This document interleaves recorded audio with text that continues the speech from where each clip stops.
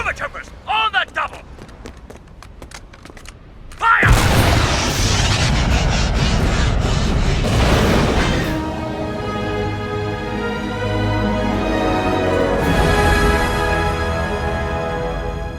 Hey guys, this is Luke in the Scoundrels Cantina, and welcome to another video. So, we gotta tell you this guys, we the Scoundrels haven't been this happy about Star Wars since Season 6 of the Clone Wars was released in 2014. I mean, not even the awesome episodes with Maul and Vader from Star Wars Rebels, or Vader from Rogue One: A Star Wars Story got us this excited. The fact that the amazing, beautiful Clone Wars series is returning is simply something we never thought would ever happen, and we're overjoyed by its return.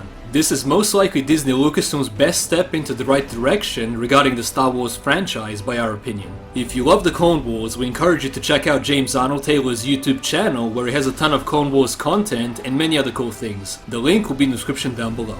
By the way, this is a part 3 video of us criticizing everything good and bad about Lucasfilm and the Star Wars franchise, so you can check out the previous 2, the links are below. Anyway, the other scoundrel Todd will be taking over from this point on. 2018 is the 10-year anniversary of Star Wars: The Clone Wars, and we're sort of getting the 7th season, which was scrapped by Disney when they bought Lucasfilm. There will be 12 episodes that will finally finish the Clone Wars in a way that was meant to be to some point, in which we will see one of the final battles that happened before and during Revenge of the Sith, which is the Siege of Mandalore. The unfinished episodes that have been released in 2014 and 2015 are fully completed for this season, so if you haven't watched them already, we suggest you wait until the last season is released, so that you can see them in the way they were meant to be seen.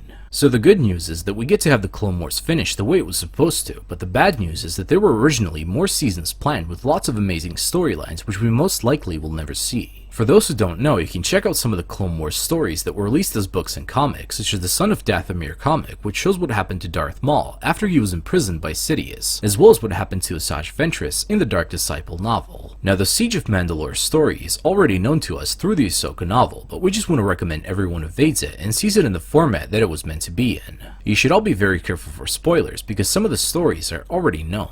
Some of the stories that we won't be seeing that were originally planned involve a Yuuzhan Vong scout ship in the known galaxy, the Cad Bane and Boba Fett story, and Ahsoka after she left the Jedi Order but before the Siege of Mandalore arc. Even though we really like and enjoyed Rogue One: A Star Wars Story, as well as half of Star Wars Rebels, those cannot compare to the Clone Wars in any way regarding our opinion. This is the best decision Lucasfilm has made since Disney bought them, although they made it after they ruined the entire galaxy with political crap and catastrophic stories. Instead of doing this immediately when Disney bought them, they cancelled it and did their own thing, which we all know how that turned out. Tell him Leia has an urgent Message for him.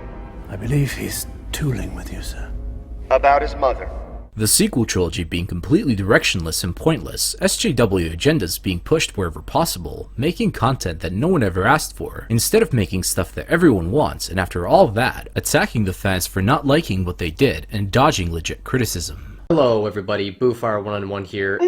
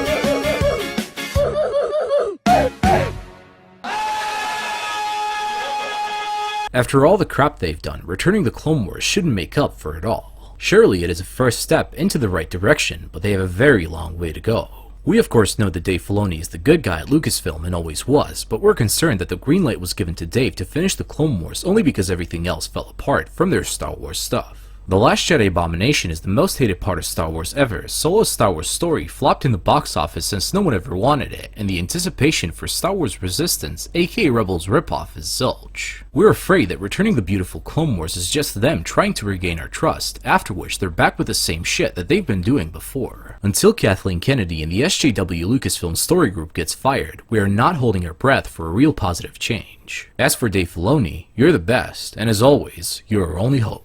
Dave, I know that George Lucas was this was a show that kind of went off without George, and I wanted to know if you ever still talk to him about anything that you're dealing with in the season 2 or future seasons or anything like that. Yeah, I mean, as far as like, hey George, I have this idea, what do you think? No, we don't talk like that. You know, when I see him, we cover any number of topics, TV shows we watch, or I could never get him to talk sports, but that's George. So. But, you know, before he left, we had a lot of discussions, and I would bring up things that I felt were very important, like Ahsoka and Darth Vader, and I'm like, hey, so if they ever met, what do you think would happen? And we would discuss it, and, you know, I've done several drawings of that encounter as a result of it, and so I made sure that before it was officially, you know, separated, Disney and George, Star Wars and George, that I had this discussion with him, because now, you know, I don't really want to bother him with it.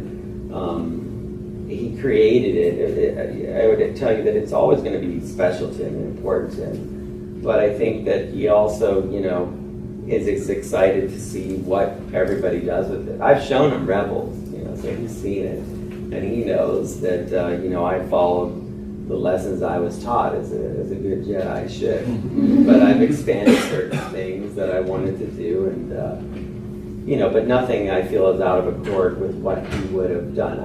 Every decision I made on Clone Wars I did, or any interview I did, I said, is this something I would say or do if George was here in the room? You know, because I so greatly respect that it's his universe. And even to this day, as I go forward doing things, I always ask myself, is that something you really want?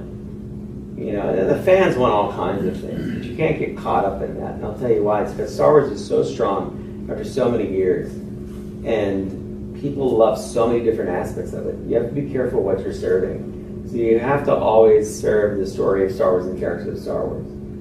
And I would say, you know, for the prequel kids who love their prequel movies, they're very vocal now about all the things they love about it.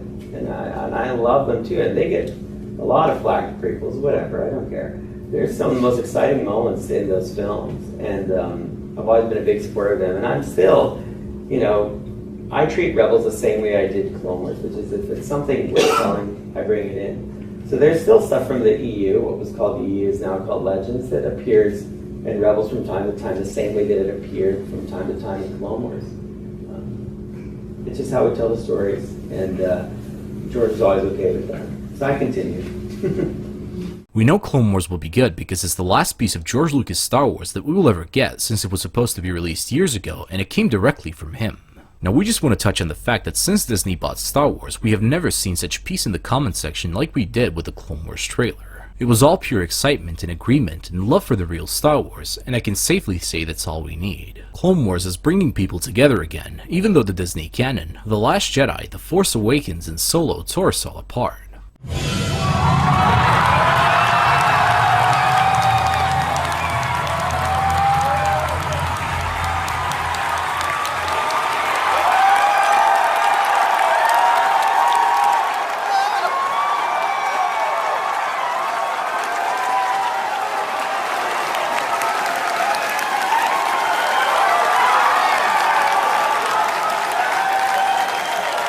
We have seen that the EU fans have started hating on the Clone Wars because it doesn't fit in with the EU 100%, and all we have to say is that that is just ridiculous, since Clone Wars is both EU and canon no matter when it came out and under whose banner. The important thing is that from its beginning it had direction, and it came from George Lucas himself and Dave Filoni. The interesting thing about the Clone Wars is that in the normal course of the Skywalker saga, it's not told, it's skipped over.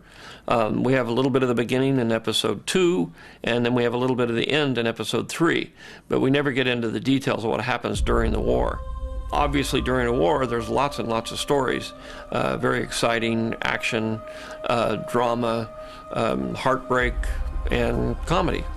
This idea of doing a animated TV series was intriguing to me because it really did allow me to broaden the canvas of what Star Wars is about. The stories that we're about to experience are just stories that have been delayed and is most likely the last piece of real George Lucas Star Wars that will ever come out. Not to mention that maybe, just maybe, the EU continuity might be continued since they even brought the Clone Wars back. All I can say to that is, enjoy it while it lasts, Star Wars fans. Anyway guys, we're so happy and excited for getting back something that was taken away from us, and finally we can say that there is still new Star Wars content that we can actually be excited for. We literally thought that we were never going to feel like this again regarding anything Star Wars. Thank you God for this wonderful day, and as always, may the Force be with you. You Rebel Scum. # and Davey Trust. This party's over.